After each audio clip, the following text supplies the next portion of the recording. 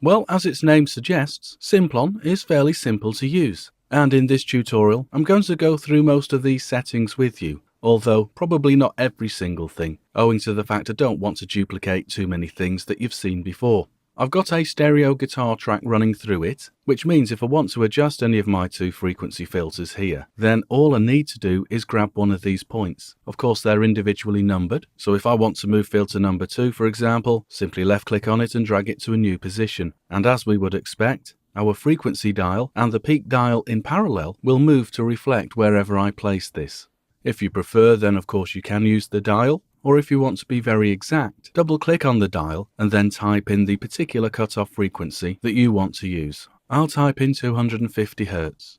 And once I deselect, then filter number 2, as we would expect, will now cut off from that particular point, and rolling off dictated by the particular slope that we have chosen. In this case, for filter number 2, it's set to 12 dB an octave.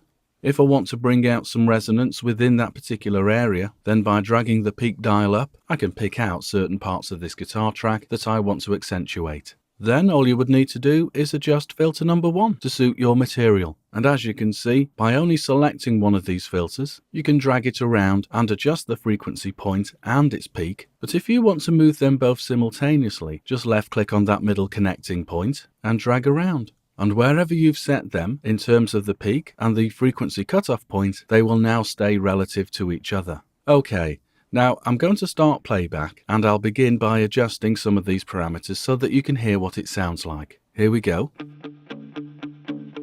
I can sweep across in parallel for filter 1 and 2 by dragging here.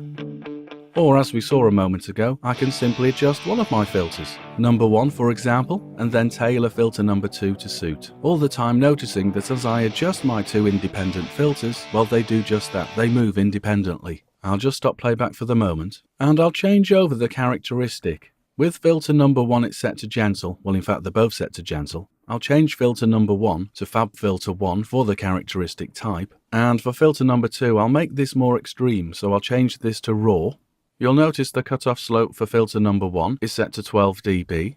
If I want this to be more aggressive and cut off more quickly, then I can change it to either 24 or 48. I'll leave filter number 2 set to 12, but now notice our cutoff slope here is, as I've just said, much more quick. I'm going to start playback again. However, this time, I want you to notice that as I adjust my different filters, yes, I can move them independently or in parallel, as we've seen earlier. But also, if I hold the Control key down in combination with the Alt key, then you can see I can move them, but their positioning reacts in a different way. It's probably easier if I show you this. I'll just start playback again.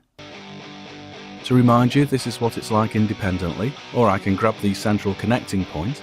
However, with Control and Alt keys selected, I can grab either filter and notice what happens. I can swoop them around like this and get more creative effects. And in fact, if I overlap and go the other way, because of the way the high pass and the low pass filters are set up, our sound actually disappears. It doesn't matter which one you grab, as long as you've got Control and Alt down. As I say, you will disappear if you overlap. I'm going to now pick out specific frequencies within the track that I want to accentuate. By adjusting the peak dials for both filters, I can then adjust the low pass of filter 1, which is what it's at the moment, to high pass. And when I start playback in a moment, you'll see and hear me hunt around for particular elements within the track that I want to make more noticeable. So, here goes. By adjusting filter 1 and filter 2, I can focus in on the transient click of the dampened guitar pattern. Mind you, if I take it too far, it doesn't quite work. Anyway, I'll pause playback there because the guitar style changes. So, that's the idea anyway. Hunt around with the 2 filters until you only affect the sonic element of interest within the track. Now you could take this a step further by effectively using a parallel compression type of processing. Once you've accentuated the frequency area that you want to focus on, it might sound a little thin or weak. Therefore, by dialing down the effect mix dial allows you to reintroduce the unprocessed signal and blend it with the filtered signal. Therefore, now you get the best of both worlds. I'll start playback again and put this into action. Here we go. I think dialing down equally to 50% means I get a good blend. I get the original body of the guitar in parallel with the focused picking of the filtered sound, and then obviously adapt the filters further if required.